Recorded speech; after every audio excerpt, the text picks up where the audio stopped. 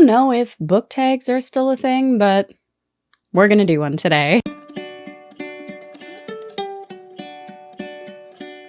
Hi everyone, my name is Kayla and welcome back to Kay's Hidden Shelf, where we talk about books. I don't know if book tags are still a thing, but we're doing one. And why? Well, because they're fun, and why not? So I put this together. I pulled from different places because I didn't quite find the tag that I wanted. So it's a little bit customized, a little bit pulled from inspiration. But basically, it is the Cozy Reader book tag, and I wanted to put this together because I love all things cozy, and book tags to me are a fun way to give book recommendations at the same time while being themed, so there you have it. Now, typically I would give myself rules with these kind of things. For example, no repeating an answer, no book, same book, second time. I'm going to do my best to navigate that, but at the same time, part of being cozy is relaxed and just enjoying it. So I've kind of blended the two as much as I can. So you may see a couple repeats, but for the most part, I try to vary my answers to ensure that there are lots of recommendations in here and some things to chat about. Before we dive into the actual book tag, I think there's one thing that's important to note, and that's cozy is going to be different for everyone. What we deem as cozy, what is going to make something cozy for us, whether it's a story or a setting, is going to be completely different from person to person. And that is why I love cozy so much, whether it's sitting aesthetically cozy in the lighting and the blankets, or whether it is reading maybe a book that has higher stakes but still has some vibe of cozy for you, whether it's the setting or the characters, for example. So with that being the case, be sure to leave your answers to these prompts in the comments below. Everyone's experience of cozy is going to be different, and your book recommendations on what was cozy for you is going to vary greatly from anyone else. So please, I would love to hear your answers to these prompts down below and find out what is cozy for you. With that in mind, today's answers are all going to be what is cozy for me. Sometimes stories that have slightly higher stakes, and yet the entire tone of the story can define it as cozy for me, the characters, the setting, and so on. It's not just the cozy fantasy genre, it is any book that made me feel cozy in one form or another. And we're gonna just dive into it. I'm rambling at this point. So let's go ahead and dive in with the first prompt, and that is a book that feels like a warm hug. I'm going to give two answers to this because I want to answer with a series and a standalone. And the series is going to be The Memoirs of Lady Trent by Marie Brennan. I'm only on book 3 in the series, but absolutely it has become an entire comfort read for me. It feels like coming home every time I pick up a new book in the series so far, and I am loving the experience of it. So I can't recommend it enough so far based on what I've read, and I can't wait to keep reading it. This has just been a series I have been binge reading, basically, and it has been brilliant all the way through so far. I think a big part of what makes this series so cozy for me is, yes, we have the scholar who is studying dragons in a Victorian setting, but I think more so than that, it is how it's told, and that is through the memoir-style writing, where we have the future version, the older, elderly version of Lady Trent writing her memoir. We are reading it as she is retelling these situations. And for that reason, it kind of feels like you're hearing the story from an old friend. And I think that's a big part of why this makes the whole series so cozy for me. For the standalone, my answer is absolutely going to be Slings and Sparrows by Patricia Meredith. This is a cozy murder mystery set in the 1990s. It technically can be part of a series. It's the only one so far. It's absolutely, you can read it as a standalone, but it does have potential to carry on either through the characters and other murder mysteries that might pop up. But essentially, this follows two elderly sisters who are bird lovers. They have pet geese and chickens, and they have this old property that they live on and basically have turned into a multi-residential property for other elderly women who are just as much fanatic about their birds, whether it's peacocks, ducks, you name it. And so you have this large property with multiple older women set in the 1990s and their pet birds. Now, one of the boarders on the property ends up, unfortunately, waking up to a dead cockatiel, and it somehow turns into a low-stakes murder mystery as these two elderly sisters take on the task of finding out why this cockatiel died. I think what amazed me the most is how Patricia Meredith was able to take such a low-stakes murder mystery, and who knows if it was even a murder. Why did this bird die?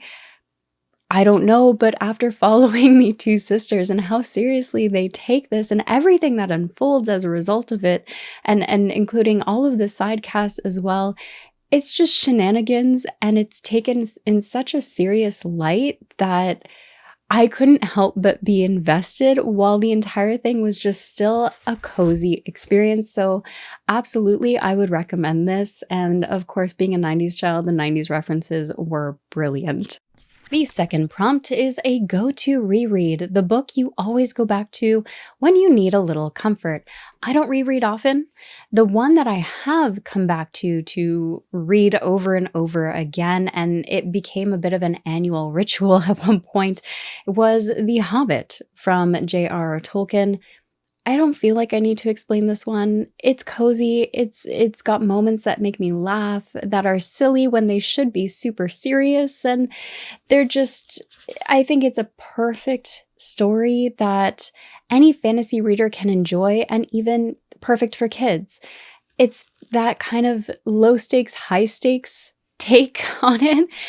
Don't get me wrong, we have big dragons, danger, there's all of that in it, but it's portrayed in such a way that is a bit comical at times and cozy at others. You find unlikely allies, and for that reason, it just makes the entire thing that much cozier while still having those stakes at the same time. So yeah, The Hobbit is my go-to reread in this case. This still also has the little bit of envelope from when I last reread this, so, you know, it just lives here now. It will never leave this book.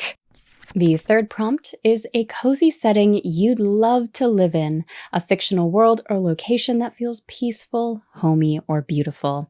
For me, this is going to be Guard in the Garden by Z.S. Diamante. The way this world is described, the town, the garden, I love it all. I would love to live on a property that is just a massive garden with a huge greenhouse and a beautiful little cottagey home on it. Dream. So I would love to live in the little town that Felton ends up calling home, because it just sounds utterly endearing. And if you haven't heard me say it enough, this is probably one of the best cozy fantasies I've ever read. So definitely go check this one out if you are looking for some cozy fantasy reads. The fourth prompt here is a comfort genre or trope. Whether it's a lit RPG, a cozy fantasy, motley crew, found family, what is that cozy comfort genre or trope for you? For me, the trope aspect is absolutely going to be found family, shocking no one on this channel. I love found family, the main reason being that people coming together and ending up forming a bond, whether they were misfits or whether they were overly huggy in one way. I love that feeling of a found family. Not just a motley crew. I do think motley crew has some aspects of that, but in terms of a found family, I think the defined difference for me is that there's more of a bond developed between the characters in a found family than there would be in motley crew. Not saying the bond is less than in the motley crew, but it has a different vibe to it. They are absolutely there for one another. They will do everything they can for one another, but usually they're the type of characters who can sometimes get on each other's nerves, sometimes are forced to work together, whereas a found family for me is just characters that end up working together towards a cause and staying connected with one another as the years go on. because they develop such a wonderful family bond. And I absolutely love that feeling. I'm not sure if my explanation of the difference between found family and Motley Crue made any sense. I know they are very similar. I just find that there are very subtle differences, especially when you get into the difference in portrayals of the two tropes that can really make all the difference between the two of them. I don't know if I'm right or wrong on that. Let me know your thoughts on it. Tori, if you are watching, I am sure you will have some words on the Motley Crue part, so I would love to hear your view on that too. Now, I did want to give a few examples, so I am going to put the book covers on the screen because I can't flip the books up fast enough and safely enough that I won't topple everything over on my desk. And so here are just some examples of the found families that I have found and loved in some books. And that includes The Legend of Blackjack by A.R. Witham, the Threadlight Trilogy by Zach Argyle, Performances of a Death Metal Bard by Rob Lee, Bard City Blues by Nathaniel Webb, The Riverfall Chronicles by Jacqueline Hagan, Heliotrope by Palmer Pickering, and the Hybrid Helix series by JCM Byrne. These are just some of them. This is not comprehensive to every single book that I have read, but these are the ones that stood out and were memorable to me in terms of the found family trope.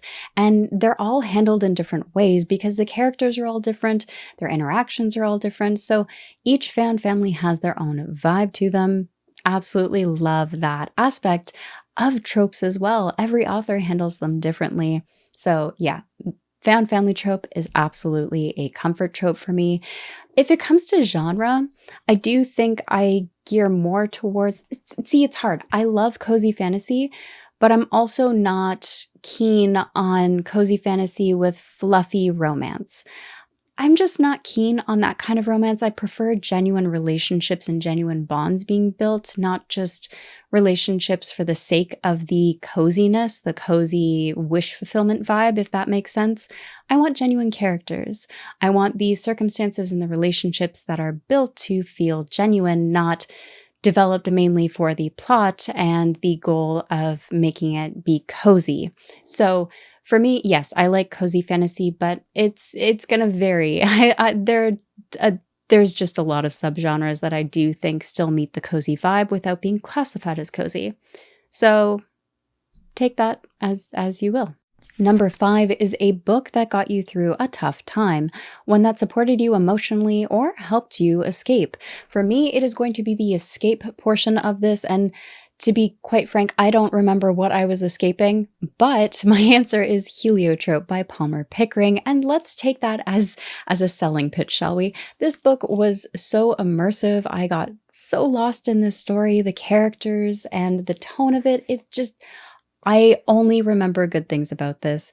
And so for that reason, I don't remember why I was so needing to escape. I just remember that this helped so much, whether I was stressed or going through a rough time. I don't remember it because I had such a good time escaping into a great book. So if that's not a selling feature, I don't know what is. For the story itself, it is a sword and sorcery fantasy. It follows a retired soldier who is hired at the palace to create a mosaic for the castle, only to find himself caught in the middle of a coup. And the story that unravels is one of found family. It's a slow-paced journey. You actually go on this journey with the character as he crosses the lands and meets characters and escapes danger, all of it. And how situations are handled feel far more realistic rather than overly done for the sake of the tropes.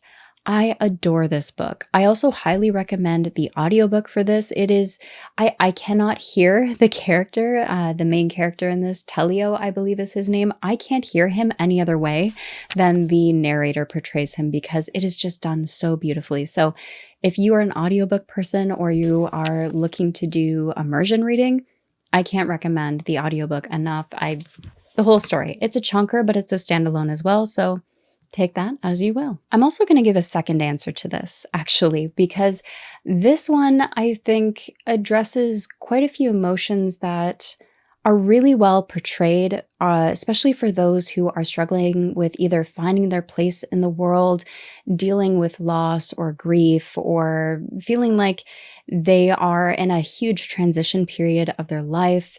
And that is The Necessity of Rain by Sarah Chorn. Sarah Chorn handles emotions quite in depth.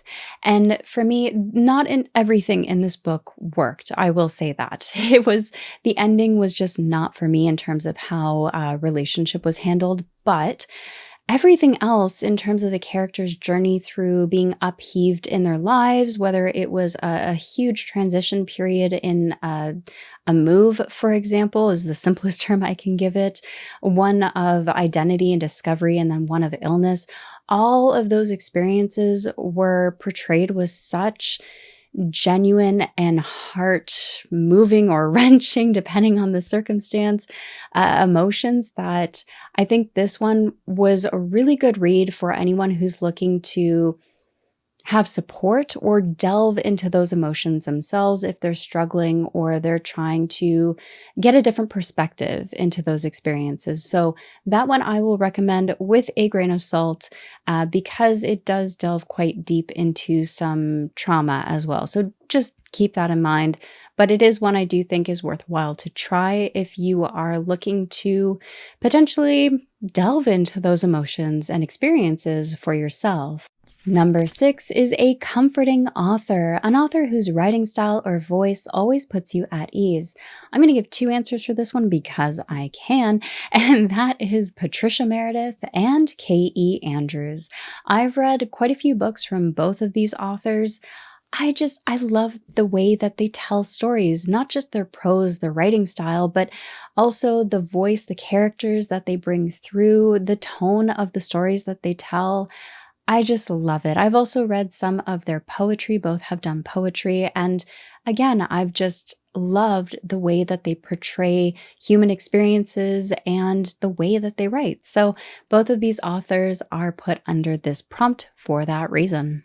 Number 7, a bookish snack or drink. What do you love to have on hand while reading? I mean, I think the answer for me is a little bit obvious. I love my tea. Whether it is an herbal tea or in this case, an orange pico, I love my tea. And so usually that warm, comforting drink is what my go-to is. Whether I am, even if I'm doing an audiobook, for example, let's say I have an audiobook in and I am puttering around the house doing some chores, I will have a cup of tea somewhere in the house to sip on as I'm passing through the kitchen, for example, doing laundry or putting away toys, those kind of things. So a cup of tea is usually on hand no matter how or when I am reading. Here are some of the teas that I have enjoyed for those who might be curious as well. I obviously don't drink all of these in one day. These are just some of the ones I have tried and enjoyed. I usually have my caffeinated tea in the morning and then try to stick to herbal teas best I can the rest of the time. But if I'm particularly tired, then yeah, I might have a second caffeinated tea. Number 8 is the ultimate feel-good book, your number 1 book recommendation when someone needs to feel better. This is so hard. How do you recommend one book to people you are not directly talking to, you're talking to a camera, and you don't know what kind of themes, tropes, characters, level of stakes they need in the moment? How? It's hard. So I tried to pick a book, a novella specifically, that would be a quick, short read that still had depth to it in terms of the characters and the relationships that are explored in it, but is also unique and has that feel-good vibe. And that is The Sunset Sovereign by C.D. Hoke. I'm hoping I'm pronouncing that right. Basically, this entire story is told through the perspective of a dragon who has lived a long time, lived in his cave, and he has watched this city, this town in the valley underneath his cave up in the mountains grow for hundreds of years. And to see his perspective of the people who have lived and grown in that city for that time frame, seen how the city itself has developed and its relationship with that city is incredibly more involved than I thought it would be. So definitely this is a feel-good book with some emotional depth to it and touches on a type of relationship that everyone has experienced in one form or another. And it's also the type of story best experienced for yourself. So highly recommend you go check this one out. I also don't know why my voice is struggling so much. So if it does come across in the video, I apologize. It's on the struggle bus today, but we're making it a cozy struggle bus because this video is all about cozy. Number 9, your comfort reading ritual. Where, when, and how do you love to read when you're looking for that cozy vibe? For me, honestly, whenever I can get time, wherever I can sit to read.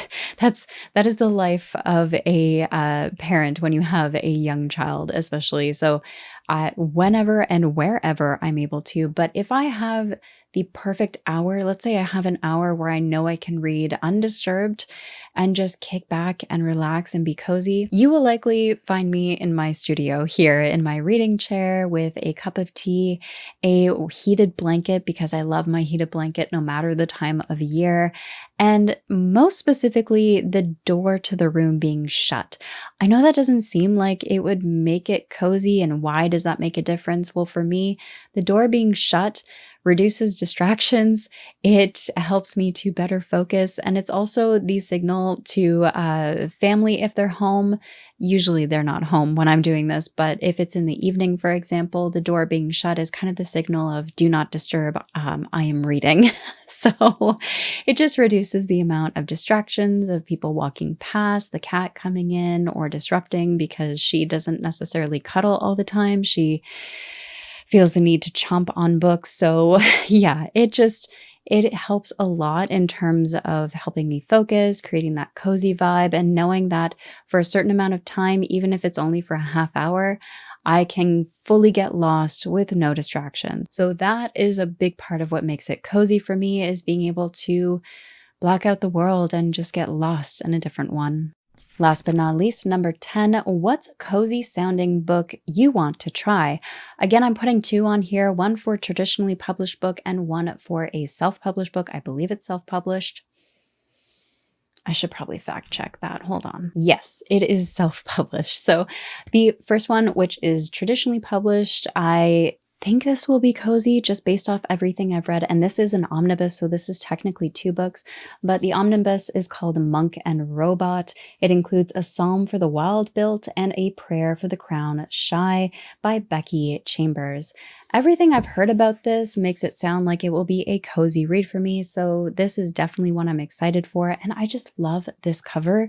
It is probably my favorite cover design that I've seen in a long time. The self-published book has a very long title, and I'm going to do my best to read it without messing up, and that is Miss Percy's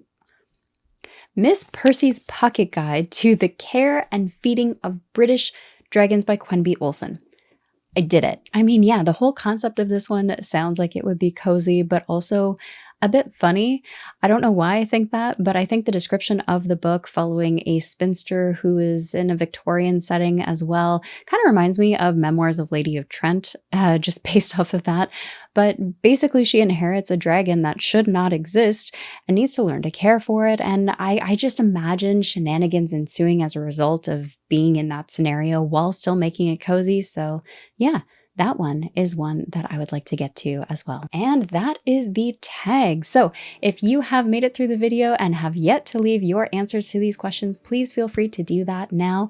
If you're watching this and you're either a blogger or a content creator of some kind and you want to do this tag, consider yourself tagged in the Cozy Reader tag. As always, everyone, thank you so much for watching and take care of yourselves.